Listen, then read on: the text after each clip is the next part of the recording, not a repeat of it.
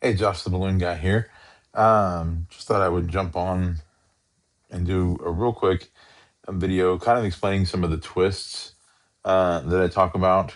I realized that I really did just kind of jump into showing you guys how to do things, but not really explaining a whole lot of the basics. So I've got a balloon here. Um, s- let's start with the basics of the balloon. We have the nozzle end and the tail end. Okay. The nozzle end is obviously where the air goes in. This one is a 260. That's all I've got on me today, but this is a 260, which means that fully inflated would be a 2 inch diameter, which means 2 inches across and 60 inches long. Um, don't know that any of them are really a full 60 inches long, um, but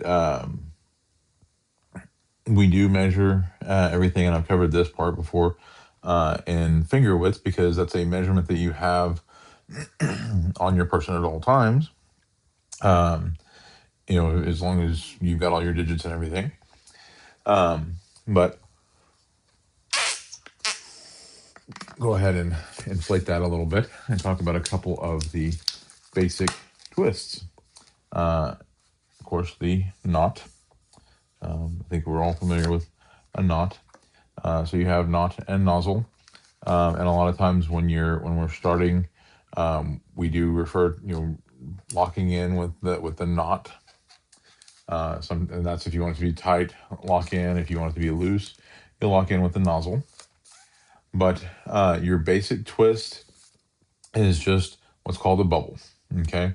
Now it can be a one finger bubble, two finger bubble, three finger. However big you need it to be, depending on what you're making. So in this case, I'm going to do a three finger bubble, and I'm going to measure that out and pinch and twist. Okay, and twist around a couple of times. Okay. The next most common twist is called a pedal.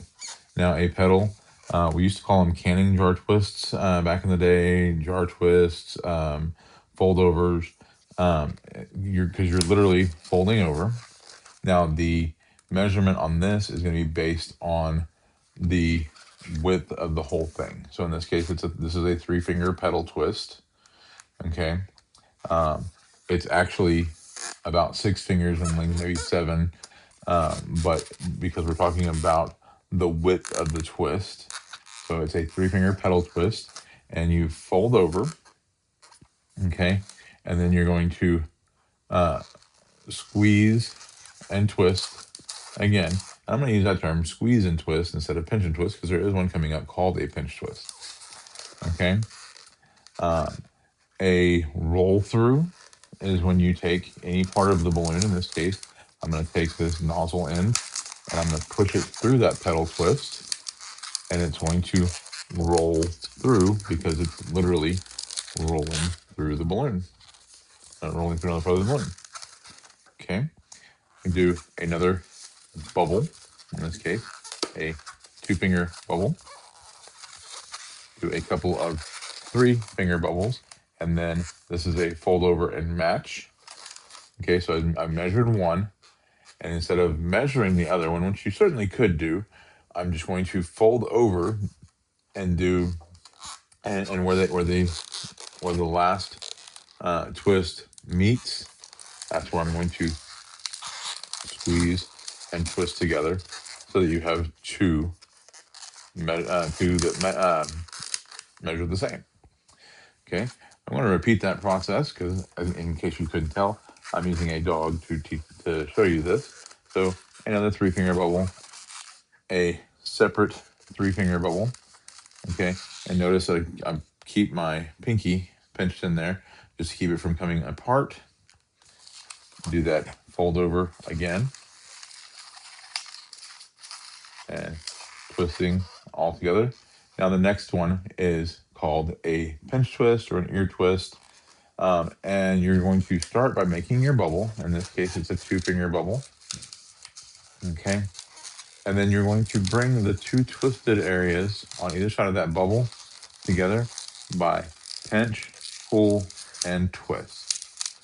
Okay, you're literally pinching the bubble, pulling it up, and twisting. All right, and then I'm going to reposition my tail so that it's pointed up. And then we have the remainder of our tail, which is in this case a 3-finger bubble. We have an uninflated section, and I want to get what I call a doodle bop, and I think it's kind of a pretty standard industry term, a doodle bop, into the end of the tail. What I'm going to do here, I'm going to not pinch off, but keep that from expanding. So I give it just enough room so that the air flows through that. And I'm going to do that on the other end as well. Okay. And give it just a little squeeze. And that forces the air up that uninflated part, keeps that from expanding, because if this expands and that bubble wants to go back down into any of the expanded part, but leaves that right there on the tip. And that, like I said, we call a doodle bop. And that's some of the basic twists to know to get started doing balloons. As always, keep practicing, and I'll see you next time.